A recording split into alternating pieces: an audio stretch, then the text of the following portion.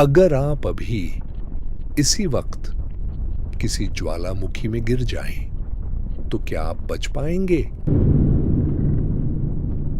या आपकी मौत पहले ही तय हो चुकी होगी? क्या आप तुरंत जलकर खत्म हो जाएंगे? या फिर मौत उससे भी ज्यादा डरावने तरीके से होगी? अक्सर हम फिल्मों में देखते हैं कि जैसे ही कोई इंसान लावा को छूता है, वो तुरंत जलकर खत्म हो जाता है। ये सीन बहुत ड्रामेटिक लगता है, लेकिन रियलिटी इससे काफी अलग है। ज्यादातर लोग सोचते हैं कि ज्वालामुखी के अंदर सिर्फ लाल लाल लावा होता है। असल में ज्वालामुखी सिर्फ लावा नहीं होता। ये एक पूरा डेंजरस एनवायरनमेंट होता है जिसमें एक्सट्रीम हीट, पॉइजनस गैस और ऑक्सीजन की कमी होती है। ये एक पूरा डेडली सिस्टम है जिसमें कई लेयर्स हैं। सरफेस पर एक्सट्रीम हीट, अंदर टॉक्सिक गैस, ऑक्सीजन की भारी कमी, अनस्टेबल रॉक्स और प्रेशर, और सबसे शॉकिंग बात यह है कि ज्यादातर केस में इंसान लावा तक पहुंच ही नहीं पाता।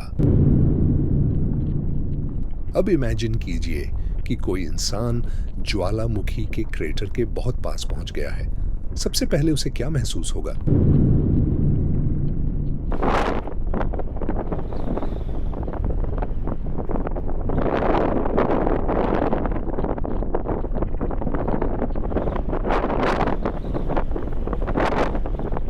उसे इतनी तेज गर्मी महसूस होगी कि उसकी स्किन पर जलन शुरू हो जाएगी।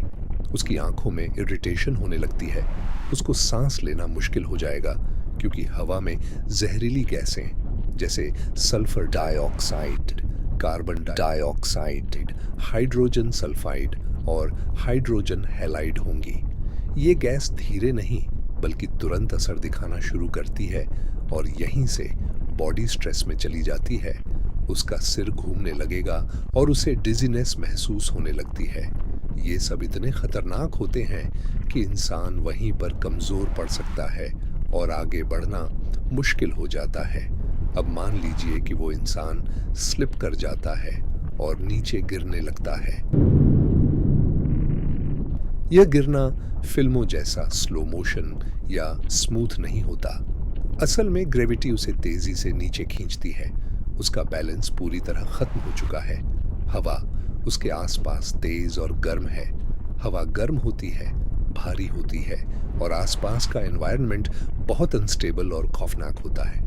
नीचे उसे एक चमकता हुआ ऑरेंज सरफेस दिखाई देती है, लेकिन वह पानी जैसा नहीं होता। वह मोल्टन रॉक होता है जो लगातार उबलता और बदलता रहता है। अब सबसे बड़ा सवाल यह है कि अगर कोई इंसान लावा को छू ले तो क्या होगा? लावा का टेम्परेचर लगभग 700 डिग्री सेल्सियस से 1200 डिग्री सेल्सियस तक होता है और इंसानी शरीर का ज्यादातर हिस्सा पानी से बना होता है। तो जैसे ही इतनी एक्सट्रीम हीट शरीर को टच करती है, सबसे पहले स्किन डैमेज होना शुरू हो जाती है।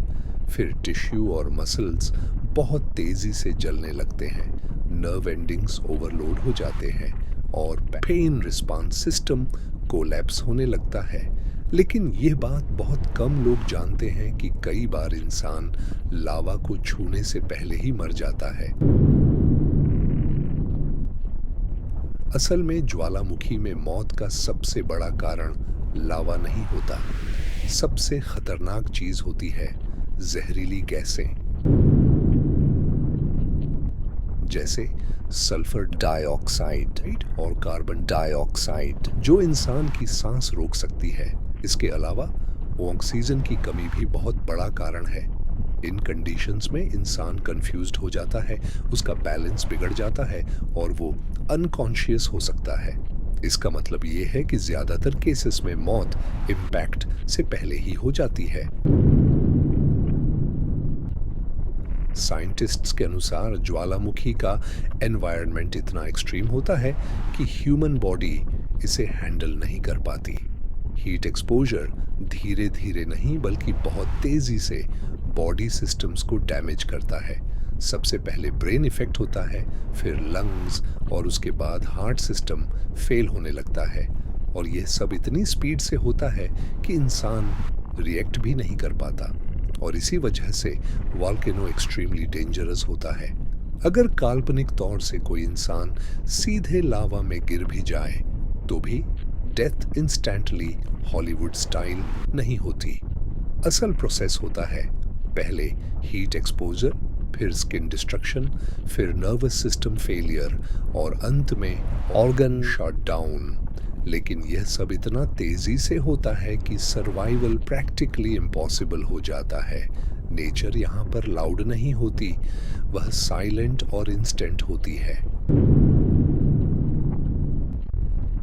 तो असली सवाल ये नहीं है कि अगर कोई लावा में गिरे तो क्या होगा। असली सवाल ये है कि क्या कोई इंसान कभी इतनी खतरनाक जगह के पास पहुंच भी सकता है।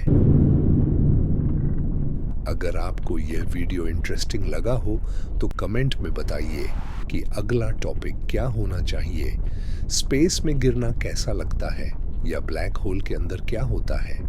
ये वीडियो थी हमारे चैनल मून डॉक्यूमेंट्रीज से आप सभी को ज्वालामुखी की मिस्ट्री समझाने के बारे में। अगर आपको ये वीडियो अच्छी लगी हो तो वीडियो को लाइक शेयर करें और ऐसी और इंटरेस्टिंग वीडियोस के लिए हमारे चैनल को सब्सक्राइब करें।